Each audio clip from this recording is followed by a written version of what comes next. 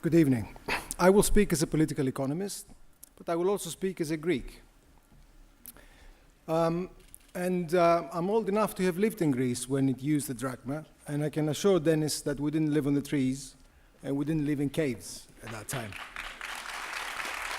I am also old enough to have lived in England in the 1990s, in the 2000s, when there was a lively debate in the country about joining the euro. And I well remember Dennis's orations at the time, fervently arguing for joining the euro. No, not true. Now, if there's one thing that I'm pleased about, remembering Gordon Brown, is that for once he showed stability. For once he showed determination, and he kept Britain out of the euro. Because had Britain been in the euro now, Dennis wouldn't have been singing in the same way that he just sang a few minutes ago. He would have known the reality of it.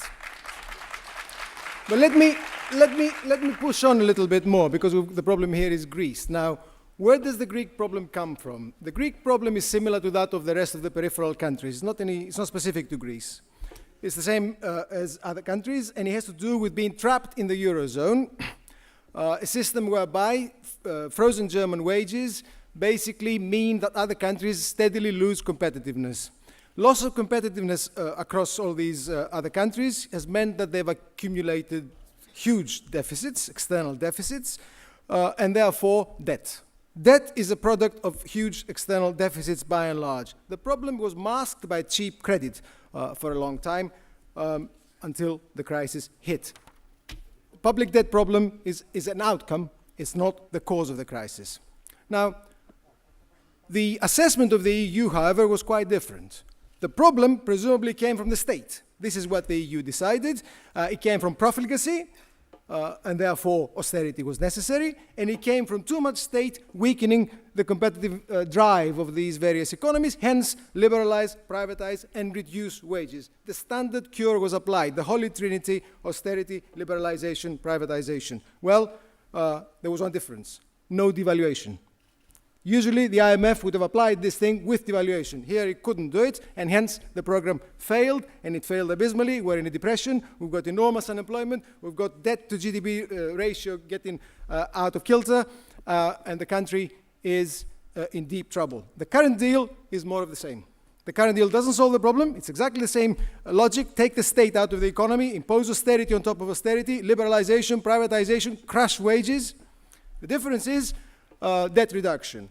Presumably voluntary, but of course it's not voluntary. It's actually a default, but it's not a default that is going far enough. It will fail. It will fail almost certainly because the debt will remain very large, and there will not be significant growth, because growth requires investment, and it requires sustained growth of demand. Don't take it from me. Take it from the recently leaked document from the IMF, by the IMF and the EU, where the best scenario is for growth to 2020 of 2.5% a year. The worst scenario is for growth of 2% a year. With growth of this type, Greece faces huge and unwieldy debt. It faces money going into an escrow account out of control of the country. It faces constant monitoring by external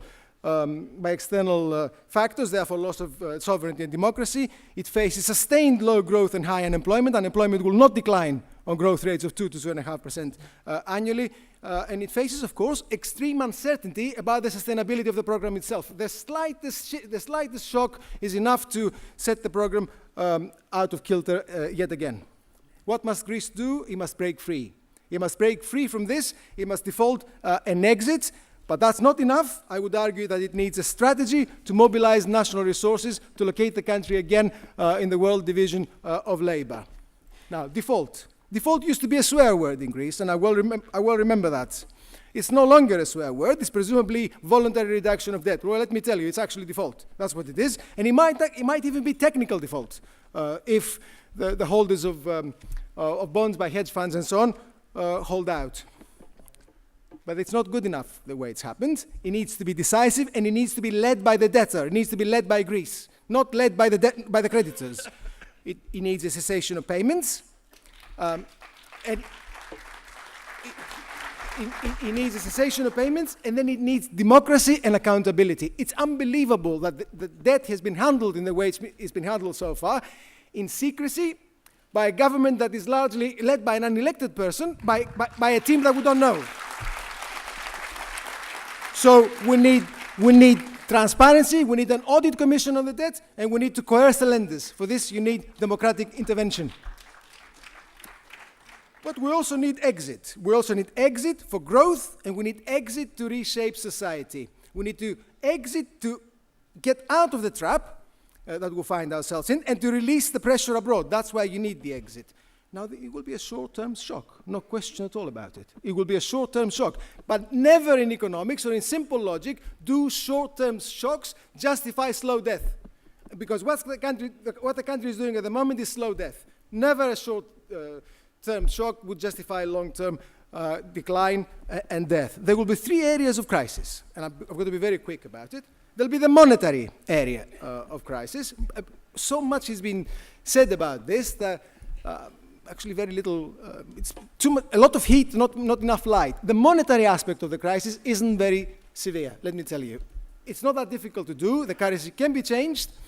There will be parallel circulation, there will be disruption, but that's not really the major problem of getting out of the euro. The major problem is banks.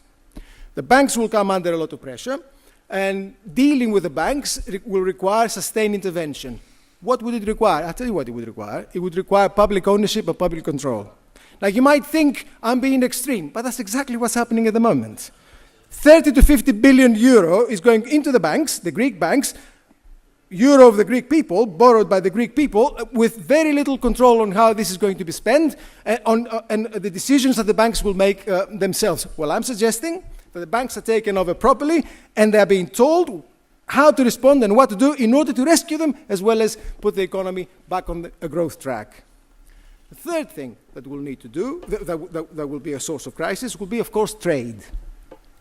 Now medium to long term, trade will be favored by exit from the euro, of course, because there will be a recapturing of the domestic market by the productive forces of the country, and there will be a growth of exports. In the short term, it will be a problem. It will be a problem for a number of key goods. All of us know about them: oil, foodstuffs, pharmaceuticals, and so on. Let's not exaggerate the difficulty. If there is some preparation, if there's some rational intervention, then these problems can be faced, and they can lead to outcomes which will be better than the outcomes we observe today, which, if you visit the working class areas of Athens, you will know are not particularly salutary. Now, default and exit are not an easy option. I never suggested that for a minute. And not enough by themselves to change the situation. They should act as a catalyst for a broad program of change, which is what this country needs. It needs change from top to bottom. And this broad program of change could also act as a catalyst for broader change in Europe. This is what Greece has got in front of it. It needs a program of capital controls, a program of redistribution of income and wealth, a program of industrial policy, and a program of restructuring the state. This is a total crisis for Greece. This isn't just an economic crisis. We better be aware of it and face up to the tasks that were brought in front of us. I believe that the Greek people are capable of doing it. They've shown enough mettle. I trust in their ability to face up to their problems. And I put it to you that this is the way the reality will take us. Thank you.